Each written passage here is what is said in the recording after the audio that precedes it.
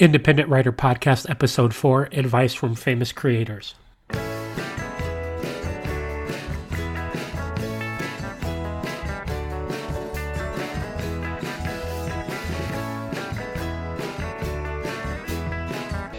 Welcome back to the Independent Writer Podcast. I'm your host, Ryan Medina.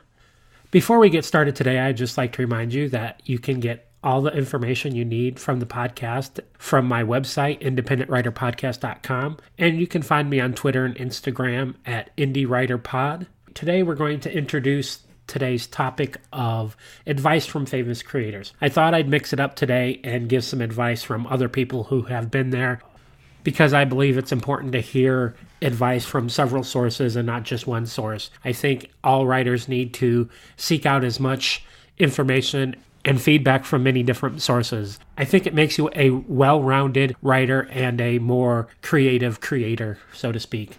Why would we want to listen to another creator's advice? Well, like I said, I think it makes you more well-rounded. So I'm going to read a quote from a famous creative person, probably someone you've heard of, maybe not.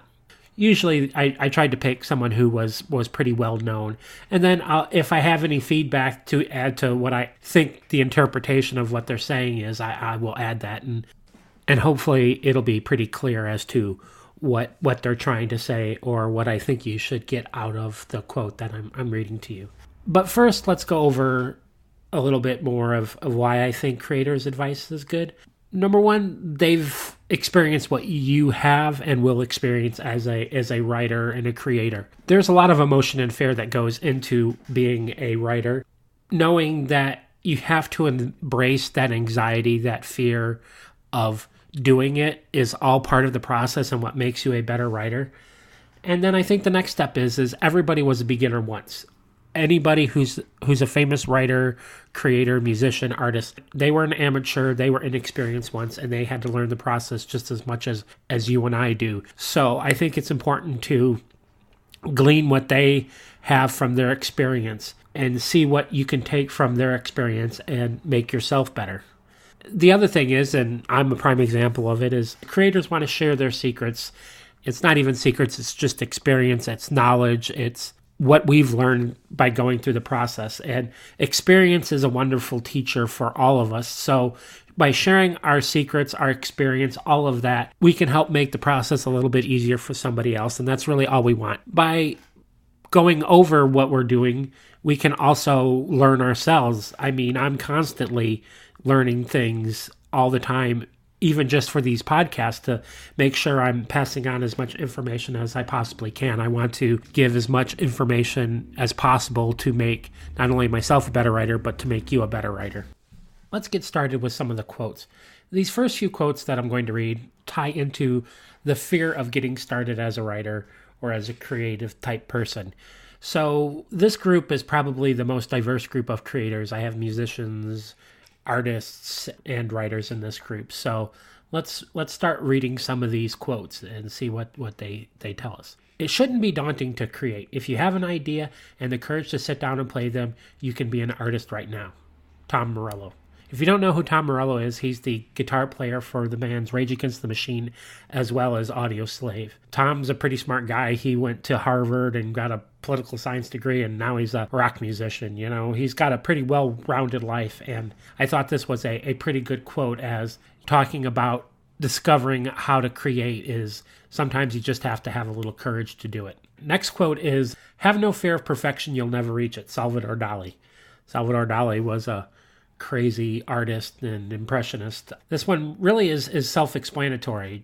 Don't try to be perfect, especially in writing. Just write. You'll never write something perfect the first time out. You're going to have to rewrite, and then you'll come as close as you possibly can, but it'll never be perfect. Next quote, "The chief enemy of creativity is good sense." Pablo Picasso. I think everybody knows who Picasso is, crazy artist. I think what he's saying is if you try to be too logical about your creativity, you'll drive yourself crazy and you'll never get to the point where you can really free your mind to be creative. You just need to let go and write and get the words down on the page and let your creativity flow, because that's what the important part is just tapping into that creativity and letting it flow. And we move to the next quote. "Without deviation from the norm, progress is not possible." Frank Zappa. Frank Zappa is another musician. He was very popular 60s and 70s. And I think what Frank is saying is you're going to have to get outside your comfort zone. You're going to have to do things that aren't normal for you. And that's how you make progress with anything. You're going to have to be uncomfortable with what you're doing. With that discomfort, you'll grow as a writer. The last quote in this group is, "Anxiety is the handmaiden of creativity." T.S. Eliot. T.S. Eliot is the famed poet of the wastelands, and he's very big on symbolism. What he's saying is anxiety helps you be creative. If you're not anxious, then you're probably not pushing yourself hard enough to be creative. You're going to have to push yourself to your limits of creativity and then keep pushing past it. Because that's, again, it's all about growth. And that's how you grow, is by facing your fears, facing your anxiety, facing your fear of perfection, and moving forward with being creative. And once you can let those things pass, you can push yourself to the next level. And nobody's saying that you shouldn't be scared, you shouldn't be anxious, you shouldn't do some normal things, but sometimes you have to get past all of those things to help yourself become better at what you want to do. The next set of quotes we're going to talk about have to do with writing habits and developing your writing skills. Let's get into those. First is going to be a couple quotes by the same person. "There is nothing to writing. All you have to do is sit down at a typewriter and bleed." Next quote is, "We must prepare to work always without applause." Those are both from Ernest Hemingway. I think what Hemingway is saying is that neither one is going to be easy. It's going to be hard, and you're going to bleed on the page, on the screen, whatever you're typing or writing with. You need to be prepared to do that without any sort of applause, any sort of cheering you on. It's solitary when you write, so no one's going to be there cheering you on always. Make writer friends and they'll cheer you on. In the process of actually physically writing, it's tough, it's rough, and you have to be prepared to buckle down and do it. The next quote, "Start writing no matter about what. The water does not flow until the faucet is turned on. You can sit and look at a page for a long time and nothing will happen. Start writing and it will." Louis Lamour. This quote from Louis Lamour kind of gets at the heart of writing. Louis was a Western writer back in the 1930s, something like that. Basically what it's saying is create a writing habit. It's pretty much everything about being a writer. So make sure you sit down, start writing, and create that writing habit. The next quote is, "You cannot use up creativity. The more you use, the more you have." Oscar Wilde. What Oscar is saying there is creativity isn't used up, it's built upon. Along with what Louis Lamour was saying, that you have to write to get the creativity flowing, you also have to write to keep it flowing. It's a constant thing. Once you get into a creative set of mind, you can continue to be creative and keep continuing to create different output that's different and unique that people will want to hear from you. The next quote is, "Get it down, take chances. It may be bad, but it's the only way you can do anything really good." William Faulkner. What Faulkner's saying is you're just going to have to write. That writing is going to be bad writing. The only time writing gets good is when you rewrite it, when you edit it, when you go back for the third, fourth, fifth time. However many times it takes to get it right. That's how you get good writing. So when you start writing with a blank page, you're just going to have to write and put the story down. And eventually you'll work on it and you'll make it better and you'll turn it into something magical. The last quote is, "Those that don't believe in magic will never find it." Roald Dahl. Roald Dahl is the author of Charlie and the Chocolate Factory and James and the Giant Peach and several other young kid books that you probably read in school. What he's saying is you're going to have to believe that you can do something magical. If you don't believe in the magic of writing, you'll never find it. So give yourself a chance to believe that you can be that writer, to create some sort of magic that people will want to read, want to hear, want to think about. That is how you'll find your way to being the best writer that you can be. Moving on to the next category of quotes, we're going to get into a little bit of quotes on the craft of writing. So, first quote is, "If you write something that pleases yourself, it can be genuine." Stanley. Stan's right. If you are writing things that really mean something to you, that's something you're excited about, it's going to be genuine writing and people are going to appreciate that you wrote something true to yourself and not manufactured to please somebody else. Next quote is, "No tears in the writer, no tears in the reader, no surprise in the writer, no surprise in the reader," Robert Frost. That's, again, Robert talking about you're going to have to put your heart and soul into your writing, because that's the only way your reader is going to experience the right emotions that you had. If you don't have an emotional reaction when you're writing, your reader isn't going to feel that emotional reaction either. So you're going to have to write what's hard, what's difficult, what hurts, and then your writer's really going to feel the same way. The next quote is, "The only way of discovering the limits of the possible is to venture a little way past them and into the impossible." Arthur C. Clarke. Arthur C. Clarke is the famed writer of 2001: A Space Odyssey. He was very big into science fiction and the founding of mankind and whatnot. And so this leads right into his quote that you're going to have to find your limits and push past them. That's how you become a better writer, is you're going to always have to push your limits of what you think you're capable of doing. And by pushing your limits, you're able to become the best writer that you can be. Next quote is, "Description begins in the writer's imagination but should finish in the reader's." Stephen King. This is a great quote, and it talks about the whole art of showing, not telling. That you need to start giving description enough that you can start, as they say, the movie in the head of your reader, so that your reader can paint the picture in their own mind and fill in the blanks. You shouldn't have to tell them everything. You should only tell them enough to paint the start of the picture, and then the rest should take place in the mind of your reader. And that takes a lot of practice to be able to do that. I'm still working on perfecting that art myself. The next quote is, "Don't tell me the moon is shining, show me the glint of light on the broken glass." Anton Chekhov. Chekhov was a playwright, and that's probably the most famous quote I've ever seen from him is this one. And it, again, goes to the art of showing, not telling, that just don't tell me the moon is shining.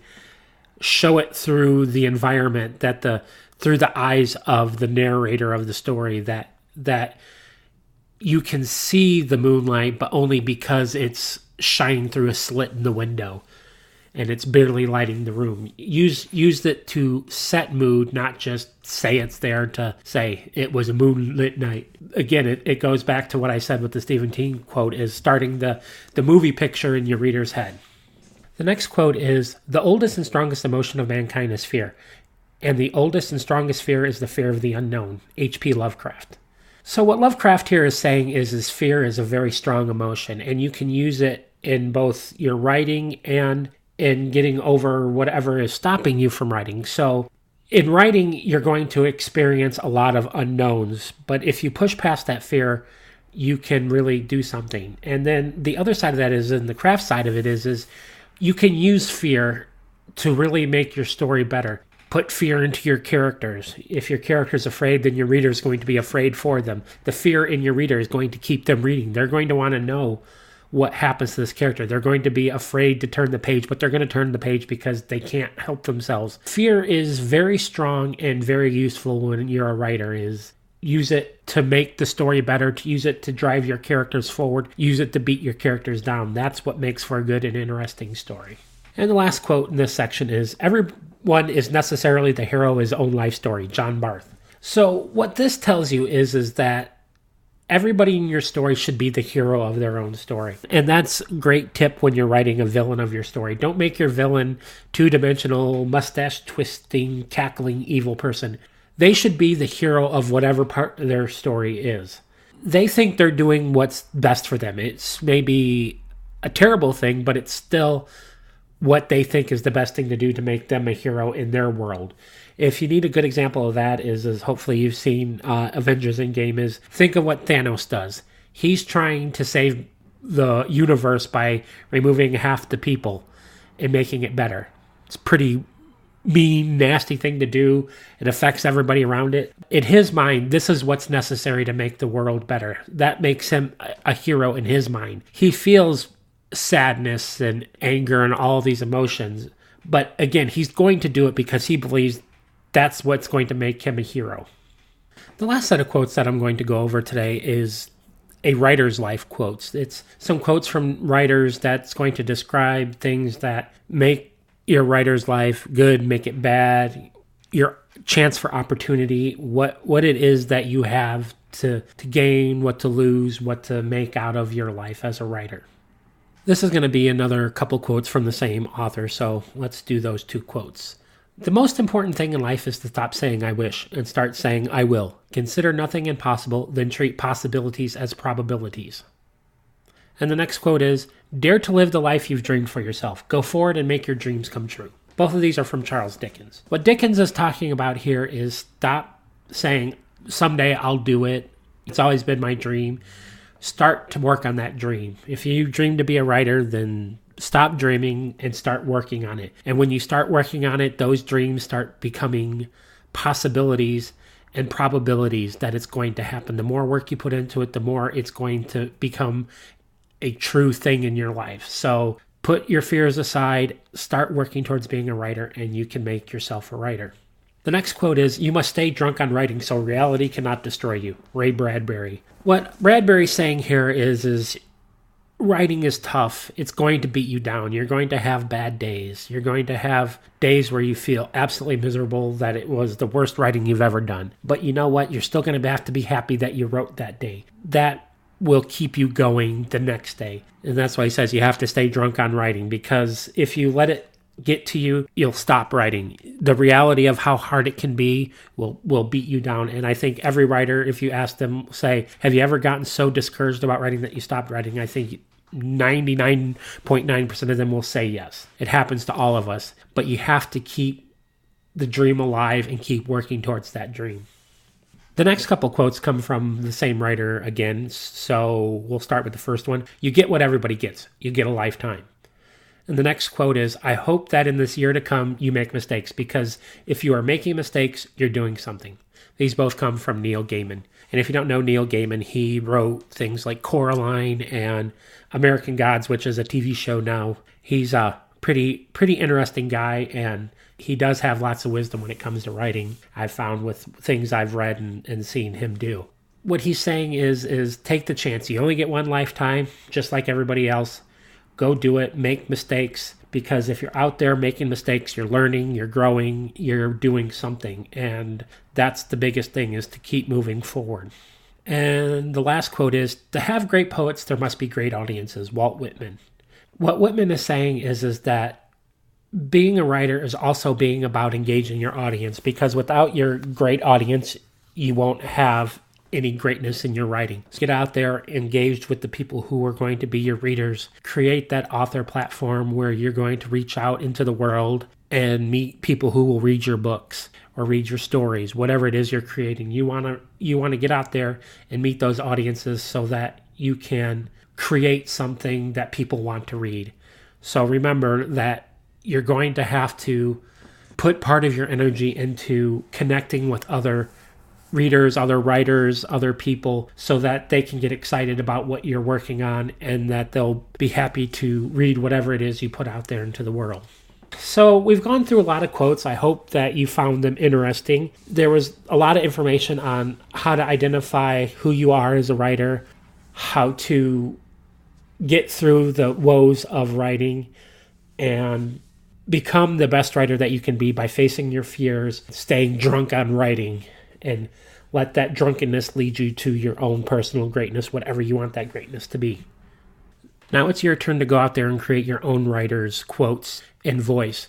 So go start writing, write the words, find out who you are as a writer, and if someone were to think of you as a writer sometime in the future, what quote would they think of you? Go out there, create that quote, create your voice, do what it is that you need to do, what you need to say as a writer.